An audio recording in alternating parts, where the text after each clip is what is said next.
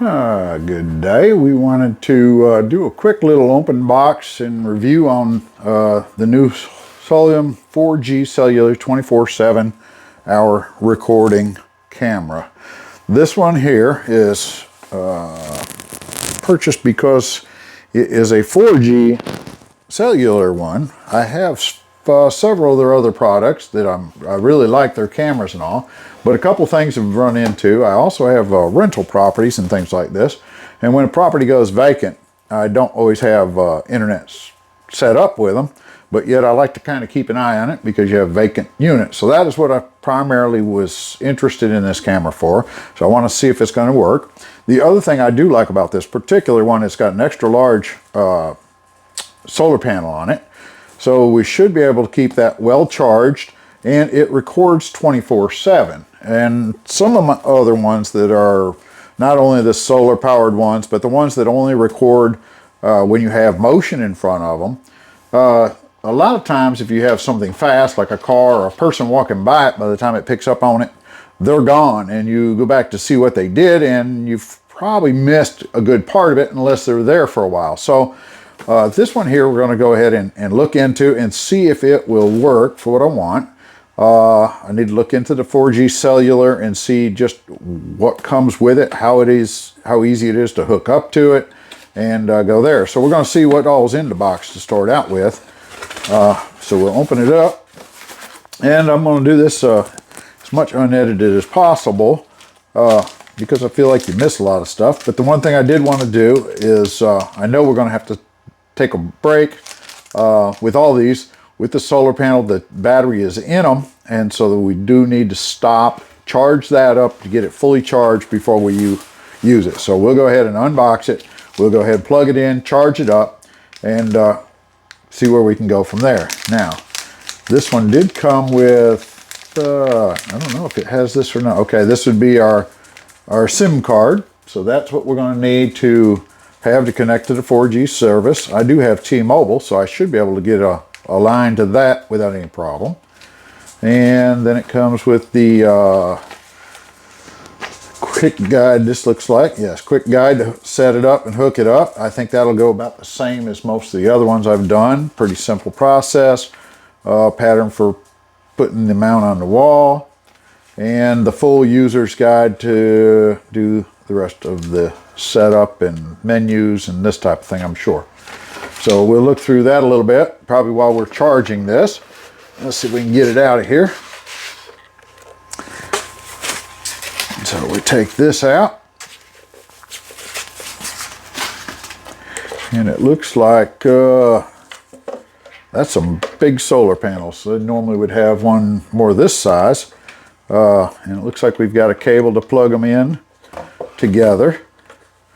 So we'll have to look that up and see just how they hook together. And I think the batteries are all inside of these boxes. So I'm pretty sure that's going to go to that plug. And then it looks like this plug will probably go to the camera itself. So we'll verify that as we go to charge it up. So we have those two in here. See if we can do this without tearing them up.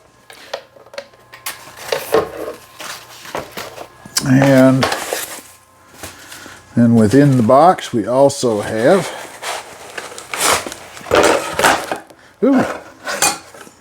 okay, the camera itself. It's got two antennas that we'll be able to use. It's got the power cords and all, looks like on the bottom. We'll go into that a little bit more as I get a chance to look it over. I have a little label on there, so we'll take that off before we use it. It says to do that. So we'll get that cleaned up. I don't know what the antenna here says. Point the antenna to the sky. Okay, that would make sense. So we'll set that off to the side. Let's see what else we have. Looks like a bag full of mounting hardware, screws, and a set of tweezers. I imagine that's to help maybe get the SIM cards in and out. We'll take a look at that. We have another cable. This looks like it's a USB-C, And at the other end looks like a plug that's going to go to the camera or to the battery. Charge it possibly. Let's see, we've got a stand, it looks like, so this will be an optional mounting stand for the end or for the solar panels, I would guess. So we'll take a look at that and see how we're going to have to mount those up, or if it mounts to the top of the camera. We'll take a look at that and see what that's going to take. One more cable here. This is a USB to, I believe all these are RC cables, so that's good. They're modernized up onto that, so that'll be, I'm sure, a charging cable forms. And we have a steel plate.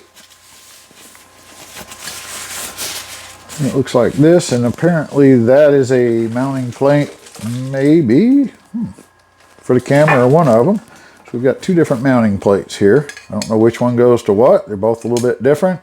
So we'll investigate that and let you know what those are. So let me clear all this off. I'll set it up, go over it a little bit, and we'll come back at it. Okay, we're going to go ahead and catch up with a little bit of what I found out. Okay, so the first thing we had is it did say that it'll do up to a 256 gigabyte memory card. This is the one I've purchased. I think it'll work. I've already taken it out of the package, and it'll be the micro. So we need to install that. So what we've done is there's a little plastic cover on this. We just peeled it open, and within that, I'm hoping we can tell, there's two slots. Let's see if I can get that. And they're pretty well labeled. The top one will be for our memory card, and then the bottom one will be for the SIM card, which gives you the ability to talk to the towers. So we should be able to take this card here, and I believe it goes in just like that.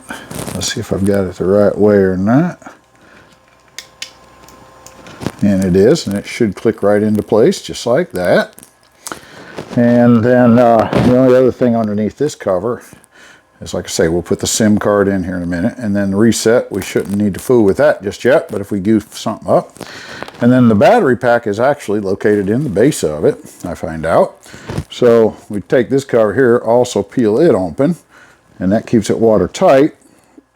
And on this side, it looks like we got the USB-C, that's how we charge it. This is the on-off switch, and if we plug this in to charge the battery, which we need to do for 12 hours, they recommend. The red light comes on, and when the light goes out, you're supposed to be fully charged. So we'll go ahead and do that. But they also want us to install the SIM card prior to turning anything on. So I think I'm going to go ahead and try to install that next. So that comes in a bag here, and with that we can see if we can get into it. See if we can figure out which way this thing goes in here. So we pull this out. And this card that comes with it looks like it's got, well, I don't know, all kinds of information on there, what the card is. And then this is actually the SIM card. I don't know, it said, this one here, I don't know if I need to blur that out, maybe. I don't know if that's important or not. I guess it is if I want to recharge it. So anyways, we'll have that card, and then we'll go back into this. It's our SIM card, and that's got to go into it. So let's see if we can get it out of the box.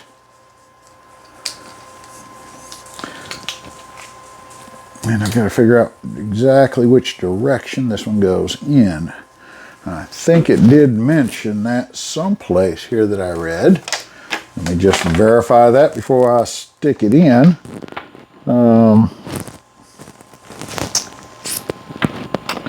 I think it says make sure to take out and use the smallest SIM marked #1 on the card sleeve according to the photo below, which this was already out of it, so I don't know what that is, and it's that.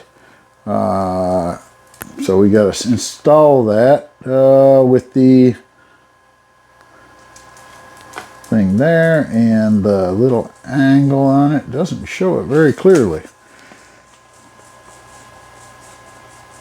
But this one has a slight angle to it. So let's see if we can put it in there and see if it goes in. If it's like the other ones, it should at least have that up. So we're going to set it like that and see if it goes all the way in. And it does, just like that. So it clicked, so I think we're good to go on that. And so from there we can close all that up, I think. And what we'll do is go ahead and put this on charge and let it charge up for the night. And we'll come back at that, but maybe we can get some of the solar panels put together and ready to go. Okay, so while I am doing that, I'm going to go ahead, and this is the hardware package that came with it. It looks like we have 7 of these screws, 7 of these, or 5 of those I mean, and then these would be our mounting hardware, I'm sure. We've got a wrench that fits this, and the directions don't really tell us a whole lot about this, but it appears that the 2 solar panels will go together in a little tongue and groove type thing here, to where the 2 panels should slide together, it looks like. So we're going to line those up like that and simply slide those together to make one big panel. And then before we do anything else, we'll take this and put it in here. So that'll line up with all those bolts. And then this has to go on top of that. So the Allen wrench looks like we can loosen these up and be able to shift this around a little bit to whatever direction we need. And that should allow us to put the screws into that, and that will go onto this panel also. So we'll go ahead, I think I'll attach a couple of them first, get it lined up the 4 corners, then we'll come back and put the other on. So I think these should screw right together and hold all this into one. And it looks like that'll do that. So I'm going to hook those up, and then we'll simply put the screws in the last one and mount this and snug them on down. Okay, once you've got that attached, then the cables, line them up. There is a little groove in this one and a little pin on that one, so line those 2 up, slide them together nice and tight, and then bring the cover up and screw that on. That should have us ready to start collecting some solar power. So after we get that done, we'll be able to mount this wherever close to the camera, and then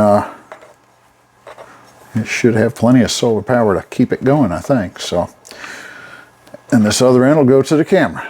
So we'll get that, and that's what the panel will look like.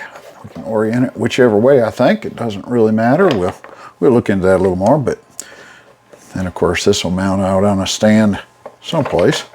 So we'll get that mounted up when we get it to its permanent location.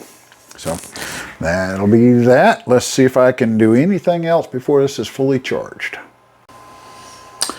Okay, I've got the camera all charged up, and we've put the panels together, and I found the cable that we have to hook up, and it goes into the front of the camera here. And that, of course, attaches to the back of this, and it's ready to go now. It does provide us with a nice long cable here, so we should be able to remotely position that any place we want to, pretty much. So I don't really have a good way to show the actual connection to the service, but it's pretty darn good in the book. It does tell you what to do, and I followed it, and I had already got, like I say, this Soliom Plus app installed, so it was quite easy. I went down to the bottom, I simply told it to add it. It did take a minute. When I powered it up, the little blue light, and the blue light would be this little light here turns to blue after it flashes, like you've seen it here. And the blue light says that it's communicating with the card. So it did take a little bit of time for that to come up. Could be because I'm inside the house and it's not getting a good 4G signal. That came up without a whole lot of problem. Once I did that, I said add device, and then you have to take your camera on your phone and you simply scan the code on the back here. You'll see that there's a QR code, and that'll link your camera up to, or your app up to this camera. And it simply took a couple of minutes and the video was up and running. So that process was very simple. Now all I need to do is go mount it.